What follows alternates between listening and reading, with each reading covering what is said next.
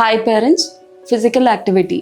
So జనరల్గా పిల్లలకి physical activity అనేది డే బై డే తగ్గిపోతూ ఉంది. ఎస్పెషల్లీ ఈ జనరేషన్ పిల్లల్ని చూసినట్లయితే కనుక మన సెడెంటరీ లైఫ్ స్టైల్ వల్ల ఫిజికల్ యాక్టివిటీ అనేది మనకి ఉండట్లేదు, మనతో పాటు మన పిల్లలకి కూడా మనం ఇవ్వట్లేదు.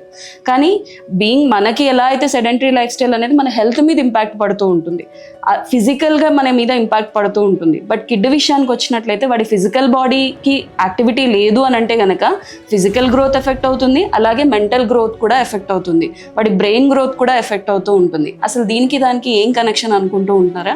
సో WHO స్టడీస్ ఏం చెప్తున్నాయి, 72% of mothers, 72% of this generation mothers are being sedentary. వాళ్ళ లైఫ్ స్టైల్ సెడెంటరీగానే ఉంటుంది, అంటే ఎక్కడికి కదలట్లేదు, కూర్చున్న దగ్గరే ఉండాల్సి వస్తుంది. అది వాళ్ళ వర్క్ కల్చర్ అవ్వచ్చు, లివింగ్ స్టైల్ అవ్వచ్చు, రెండింటి వల్ల ఎక్కడికి వెళ్ళట్లేదు. అండ్ వాళ్ళతో పాటు పిల్లల్ని కూడా ఐదర్ స్క్రీన్ ఇస్తున్నాము, లేదా టాయ్స్ వాడి దగ్గర పెడుతున్నాము, టీవీ ఆన్ చేసి వదిలేస్తున్నాము, వాడు కూడా 4 గోడల మధ్యనే ఉంటూ ఉన్నాడు. But this is not the way to nurture the children. వాళ్ళకి మనం ఫిజికల్ యాక్టివిటీస్ ఎంత ఇన్వాల్వ్ చేయగలిగితే, వాడి డే లైఫ్లో, వాడి రొటీన్లో మనం ఫిజికల్ యాక్టివిటీస్ ఎంత ఇన్వాల్వ్ చేసుకోగలిగితే పిల్లల బ్రెయిన్ గ్రోత్ కూడా అంత ఇంప్రూవ్ అవుతుంది.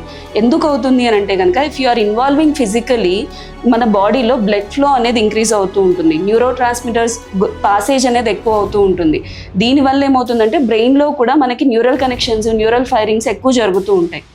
సో అట్లా వాళ్ళకి క్రియేటివ్ థింకింగ్ ఎన్హాన్స్ అవుతూ ఉంటుంది, వాళ్ళ బ్రెయిన్ థాట్ ప్రాసెస్ ఇంక్రీజ్ అవుతూ ఉంటుంది, వాళ్ళ కాగ్నేటివ్ అబిలిటీస్ పెరుగుతూ ఉంటాయి.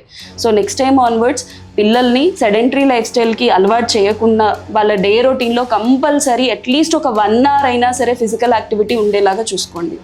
Thank you.